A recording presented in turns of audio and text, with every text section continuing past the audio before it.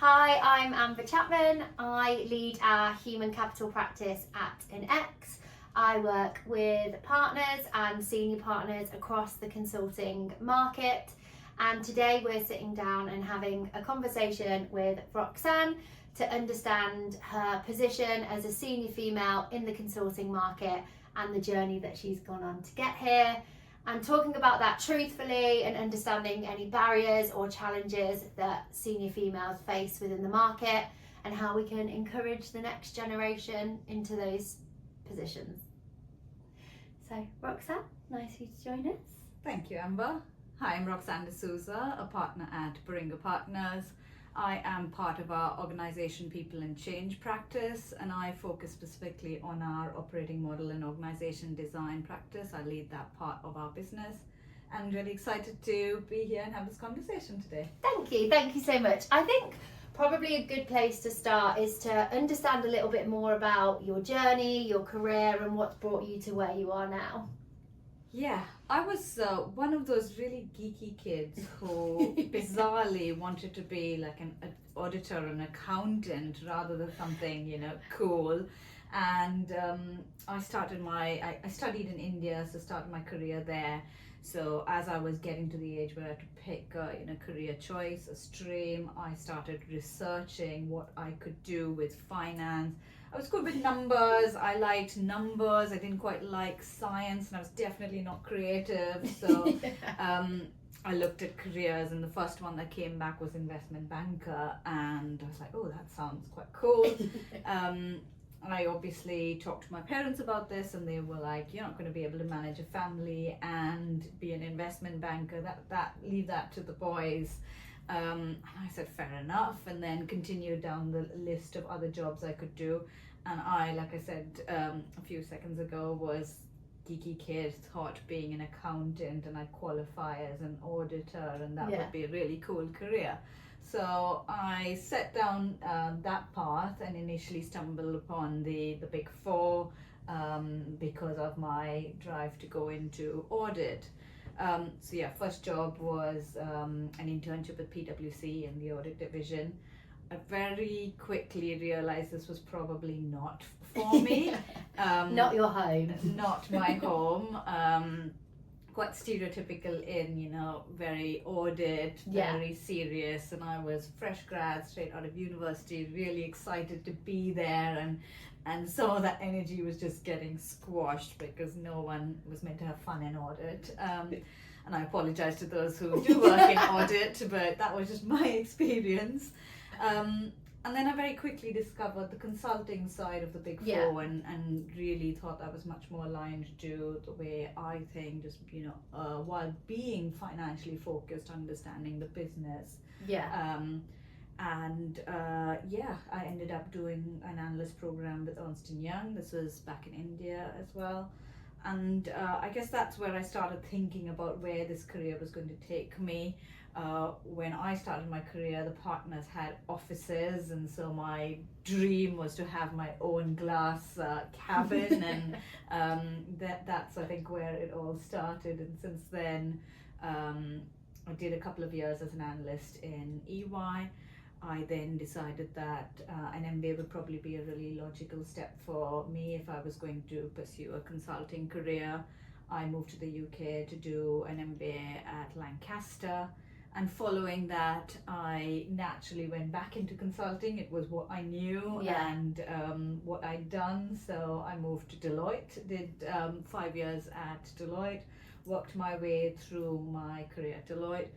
And like most people who've been in consulting for, the only thing that ever done was consulting, I was definitely curious about industry or working outside of consulting. So I spent a couple of years in industry, in an advertising agency, a digital advertising agency. But I really missed the buzz of consulting. For me, the pace, for me, working with really bright people, solving clients, biggest challenges was what really excited me. And I found myself back in consulting this time with Baringa. So when you were kind of at that point in your career and you thought, oh, I wonder what the industry looks like, I think that's something that goes through a lot of people's minds. Do you feel like that was triggered by the desire to experience the industry, or was there perhaps a bit of imposter syndrome saying, I don't know if I'm capable of doing what the partners do? Yeah, you're spot on. It was actually much more driven by the fact that I was getting more senior in my career.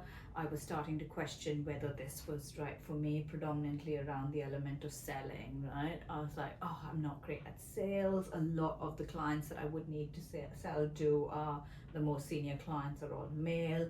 I'm not sure how I feel about doing, business development with male clients. Yeah. And I think that put me off, which is one of the reasons, or one of the big reasons why I chose to move into industry. Yeah.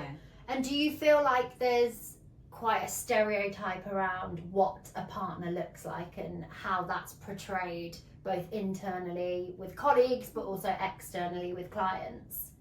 I think when I was coming through the ranks, a lot of the people you saw in partner roles tend to be very different from what I look like. I'm Indian woman. I didn't see a lot of people who look like me. I didn't there weren't many female partners around. So I think that was a big factor around identifying with people. But I feel really fortunate, at Baringa now we have a really large female partnership. It's a really great community for those coming through the ranks. Hopefully they can see people who they identify with and have more role models, which is really helpful. And do you think as a result of that, one of the key to successes for females, whether they're that generation now that are senior manager director or even kind of starting their career as a partner, is that ability to be able to bring their true authentic self to work and not so much as put on a mask or be someone that they're not able to truly identify with? What really then excited me when I discovered Baringa was the culture, right? And being really authentic and being encouraged to bring your true self to work. I also realized that selling is not necessarily, just out there selling. A lot of the selling I do is based on my personality, which is much more relationship based. Yeah. Of course you need the expertise, but how do you then have relationships with your clients in a way that you can have honest conversations with them? This is about you helping them solve some of their biggest challenges and bringing the skills and expertise that you and your team have to their problems. So it's much more about understanding the client, understanding their challenge, building that relationship, so you're a trusted partner and friend and a confidant, as well as just being someone that's selling to them. And I think that's really important as well when we look at the next generation of senior female leaders, because I know we also met at an event where we had a round table and we're talking about kind of the challenges that we're seeing with the next generation. And I think one of the biggest points we raised was that we're now seeing females that are reaching that senior manager and director level, and they're saying, I don't know if I want what I'm seeing above me. I don't know if that's sustainable, if it's manageable, if that's just what I want in life. I think females are starting to realise now that we can't have it all, and we've got to make choices, and we can't burn ourselves out trying to compete with males that perhaps have more support around them, dependent on the path that females take and if they want to have families. But what are you seeing with the kind of generation below you? Do you see that kind of self-doubt creeping in more so within females than males? Yeah, I'm seeing obviously people are getting much more clear on what they want, and it's not always just their careers. They're balancing, work and life, and consulting is a difficult career to balance it all. And when you said you can't have it all, I'd like to believe that you can, but it does go back to choices, and there'll be points in your career where you're a new mom, so you need to focus on your family or other stages. But I think being true to yourself, understanding what's really important to you, and doing this in a way that feels authentic to you is really important. When I joined consulting and worked my way through my career, I was trying very much to fit a mold or fit this is how I need to look. I need to wear a black suit and not share any of my personal life or my personality even at work. But I think, especially at Baringa, what we're encouraged to do is just bring your true self to work. Yeah. We are, some might say, far too friendly at work because we understand what's going on in each other's lives, and so you can support each other. But that, I think, is really important in terms of being really successful. Being confident enough to understand that there are times where you might need to slow down, and there are times where you can accelerate, being really open about how you do certain things. I mentioned earlier that the one thing that took me away from consulting initially was that nervousness and in some ways I described it as a bit of an ickiness with selling. Oh, I don't like this. to sell. I don't want to sell. And then learning that you do it in a way that's comfortable for you, and for me discovering what that was for me was really important. I mentioned earlier that I have Indian ethnicity. As Indians, we love socializing, we love being hospitable, having people over for meals, that sort of thing is really part of the culture. And I've then just adapted that to the way I do business development. It's like, I love talking to people, I love understanding what's going on with them, or like genuine, relationships, and building those connections with people is really important, both professionally and personally. And when I say, professionally, understanding what a client's challenge is, being genuinely interested in their problem, bringing them support, is something that feels very authentic to me. It feels very authentic to the way Baringa does it, which is why this feels like home for me. And that made a world of difference for me. Great. And I think if you were to look back on your journey and kind of what's brought you to where you are now, what 3 pieces of advice would you look back on the younger version of you and be like, this is what you should have done, or don't be scared, you can do this? Yeah, I started with, I initially wanted to fit a mold, and and it's easier said than done, but as I got more senior, I got more confident, and I wish my younger self had more confidence to be my true self at work, and recognize that I don't have to be a certain way. The beauty of consulting is when you have different thought perspectives. Yeah, the diversity of thought. Absolutely, the diversity of thought that comes into it really brings the right solutions for clients. For those coming through their career, first bit of advice I'd say is, bring your perspective to it. Don't try and fit in with everyone else's perspective. I think the other one would be, I've had some great mentors and role models through my career, and look out for those people.